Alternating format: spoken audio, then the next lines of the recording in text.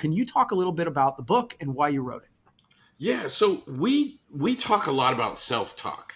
Like as a psychotherapist, like all of us know, like the way you talk to yourself influences the reality in which you experience. But what we don't talk about is embedded in that self-talk are the questions you ask yourself and the way those questions impact you. So a really basic example, if something bad happens to you, right? Like you get hit with a bad news, like I got fired from my job. Right? If you get fired from your job and you ask yourself, why did this happen to me? That leads you down a very negative path and typically down a very negative experience. However, if you train yourself to ask the kind of questions like, what can I do next? That leads you towards action. Action leads towards hope.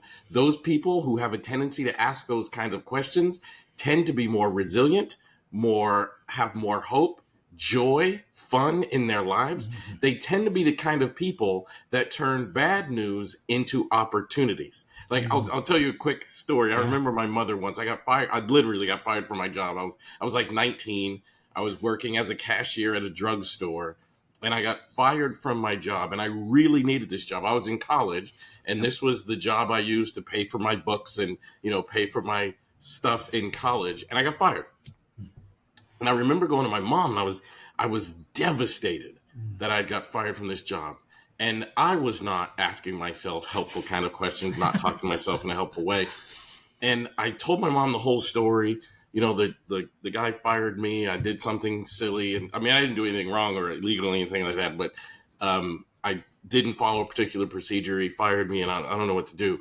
My mother looked me right in my eyes, and she said, "That's okay, Elliott. You were looking when you found this job." She gave me a hug and went into her bedroom. And I remember thinking, what is going on in her mind that allows her to be calm, to be stable, and to have such a resolute belief? And that shift in question changed my experience. So as I do psychotherapy, I went on to become a psychotherapist. I've been a practicing psychotherapist for 20 years. I genuinely want people to have more joy in their lives. That's why I love the name of this podcast. Like, I want people to have more joy and happiness and peace. I want people to understand that no one has a pain-free or obstacle-free life. So we have to find joy within the journey.